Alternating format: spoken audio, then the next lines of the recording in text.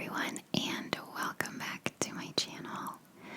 I know I said this video is coming at the weekend and it didn't quite get there, so I'm apologizing that it's a little bit late.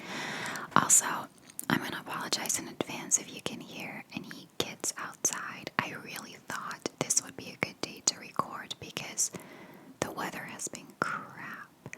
We've had a storm for 3 days. It's raining outside. It is cold. It's 14 degrees, which is 57 in Fahrenheit. And it's supposed to be summer. And it's been this way for a while now. So I really thought there will be no kids playing outside. It's just not the weather for it. But I can hear some. So yeah, but I have no other time to record this video, so we're just gonna have to get through the noise together. Okay, so today I'm going to be talking about the case of Crystal Rogers. Again, also, just a quick note, I'm recording 3 cases today, so I will be looking at my notes quite a bit, I think, because they're kind of blurring into each other, and I don't want to mix any information up.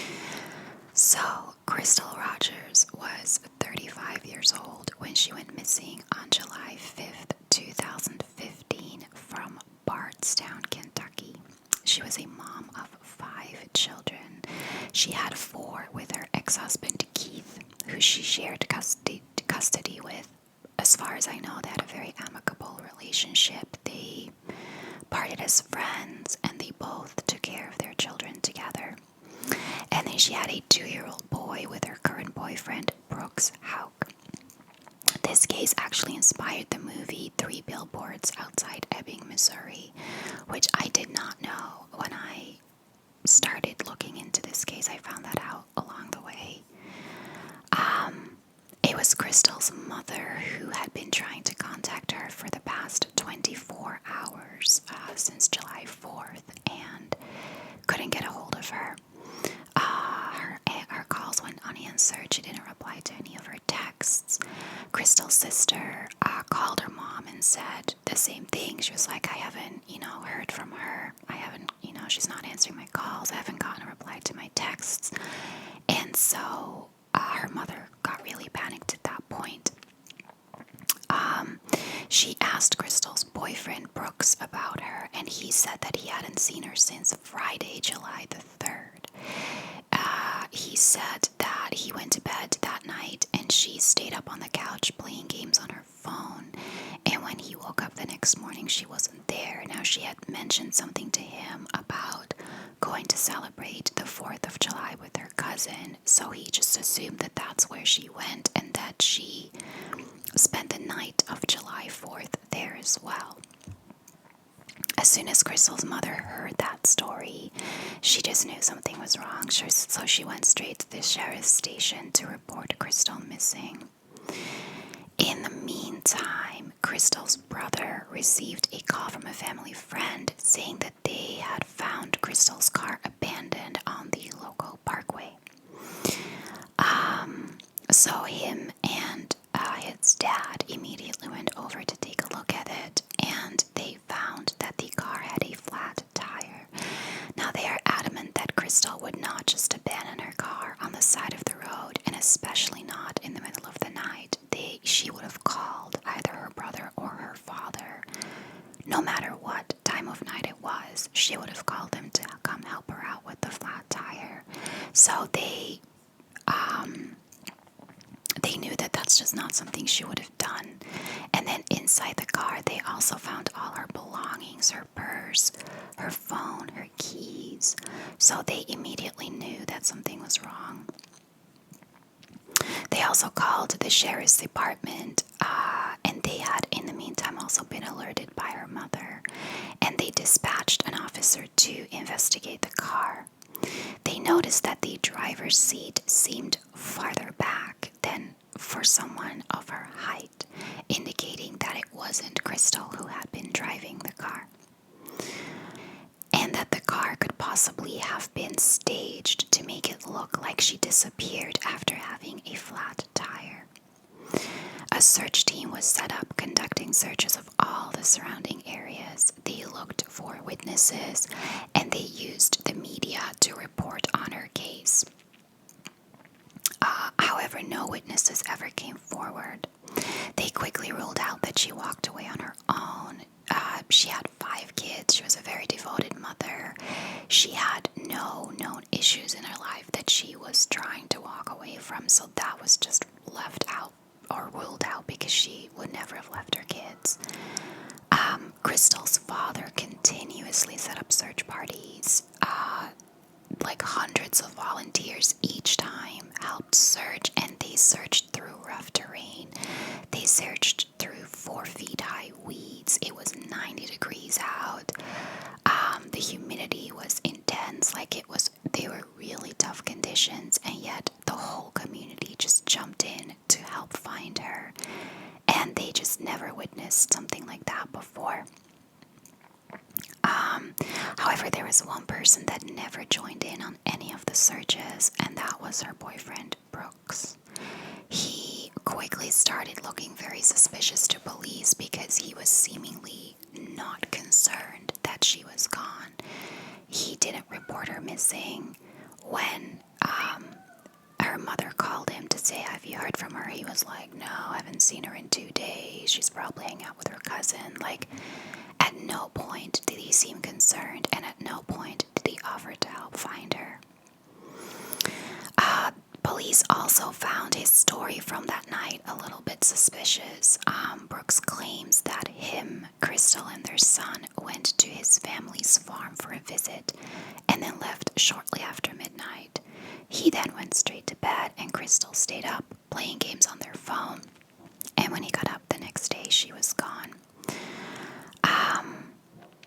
Police also found it strange that she would have left the house without her son, because according to everyone, she was joined at the hip with her son. He was 2 years old. She picked him up all the time. She went everywhere with him. She never, ever essentially put that child down. He was always with her. Now, Crystal's family had told police that Crystal had confided in them that she was planning to leave Brooks. According to her, there was no romance in the relationship. He seemingly had no emotions towards her, even after the birth of their son. So police asked Brooks to take a polygraph test, and his results were inconclusive. They then interviewed him. He said that they had fights just like any other couple, and that the conversation about breaking up came up every now and then, but that it had been a long time ago since the last time it had came up. And if she was planning to leave him, then that was news to him. He again told them the same story about what they did together on the 3rd of July. And surveillance footage confirmed his story, as in them driving together to his family's farm. There is footage of them all getting in the car, of them all being in the car together, driving towards the farm. But on the way back, it was too dark for the footage to pick up whether everyone was in the car when they returned. He said that he'd been doing some routine chores around the farm. Police particularly asked him about a rather large fire he had set, and he said that that was normal. He regularly set fires there to burn some, I guess, debris and extra crops and stuff like that. A lot of farmers set farms to burn some extra things they have, and he said that that's just something that he did quite regularly there, in order so that it doesn't all pile up. He had also gotten a 13-second call from a friend on the drive home. So police questioned him about that. Now, he claims that he had zero recollection of why that friend called him, even though at this point it was only a few days ago. So while he was in the interrogation room with the police officer, he called this friend and asked the friend what it was about.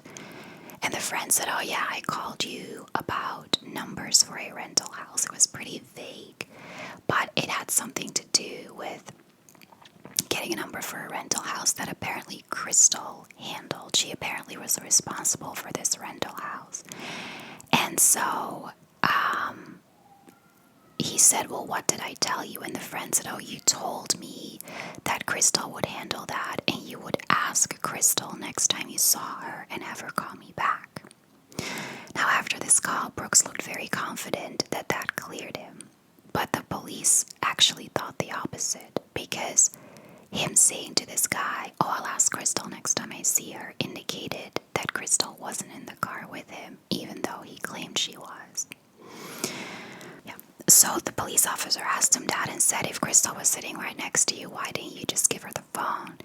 And he said, oh, it was after hours. She doesn't want to deal with stuff like that in the middle of the night. I wanted to give her a chance to just do it in the morning.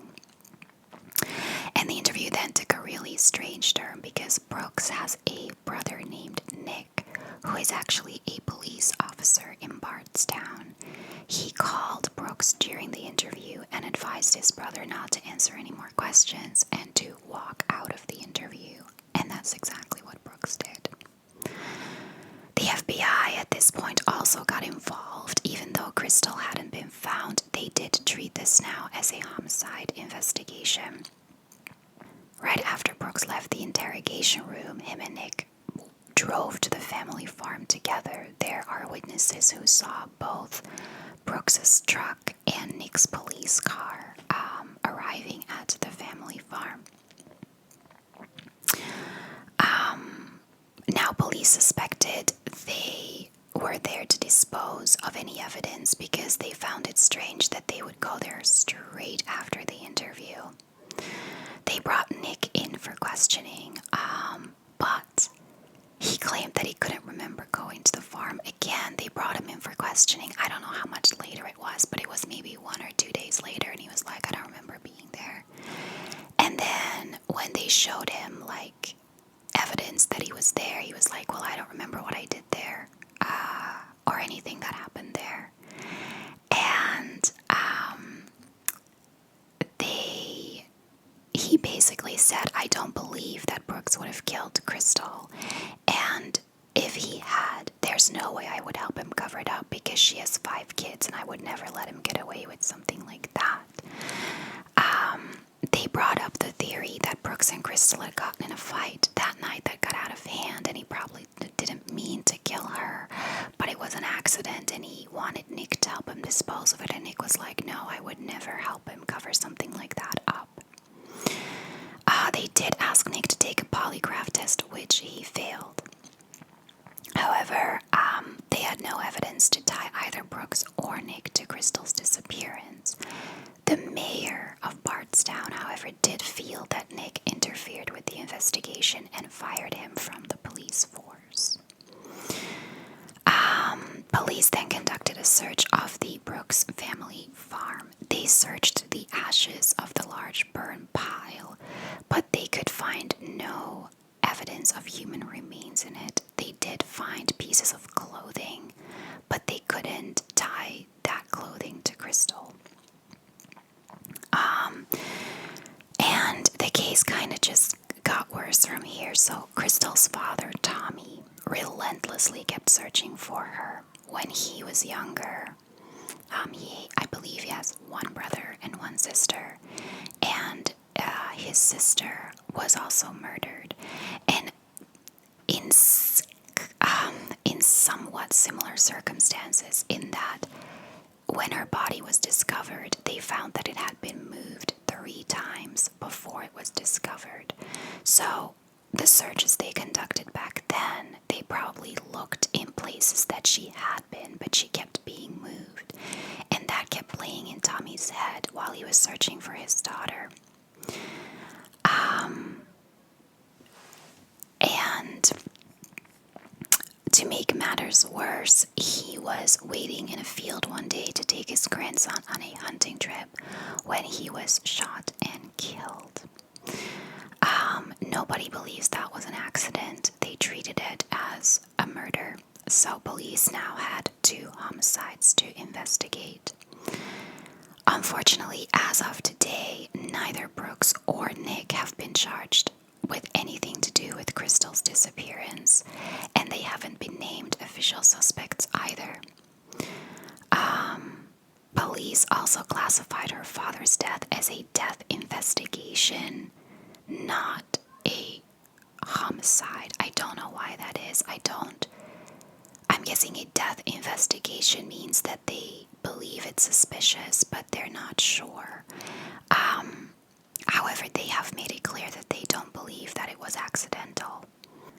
Ever since her disappearance, Crystal's family has plastered signs all around Bardstown and its neighboring communities asking for any information on her.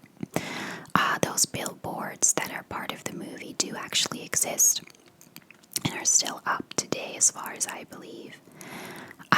In July of 2017, Brooks Hauk's current girlfriend was arrested after she was allegedly caught on camera ripping up signs connected to the investigation. So, I don't know if that really means she did anything. I mean, I'm sure she knows that Brooks is suspected of doing something to Crystal, and she just wanted to get rid of it. And then on the 1-year anniversary of Tommy's death, signs showed up around Bardstown speculating about Brooks's involvement in Crystal's disappearance. However, according to Crystal's family, they do not know who is responsible for the signs. They claim that they did not put them up. And that is unfortunately all there is in this case. I do not doubt even for 1 second that Brooks killed her. I am always of the opinion that everyone reacts to situations differently, and just because someone shows very little emotion, or sometimes when someone shows too much emotion, people are like, oh, he did it. And I don't necessarily think that means anything. I think everyone reacts differently. But the fact that he would not partake in any search, and that he not once expressed concern over her, not once said he missed her, not once tried to do anything to find her, you're not going to tell me that he didn't do it. Like, I just cannot imagine it. Even if, like, if she was taken by someone else, even if your relationship wasn't the greatest, you would still do everything you could to find her because she's ultimately the mother of your child, and he just did not care. What I actually find the most disturbing is that he's still raising their child, at least as far as I know. I mean, why wouldn't he be? He's a free man, and he is his son. Now, of course, I can't say that he's a killer. I mean, that hasn't been proven, but I believe that he did it, and that he's raising that kid, so I find that a little concerning.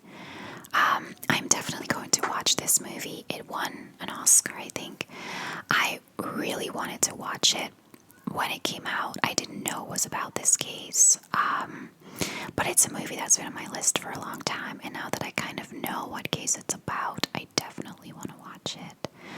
So yeah, that's all there is in this case. Thank you so much for watching, and I'll see you in my next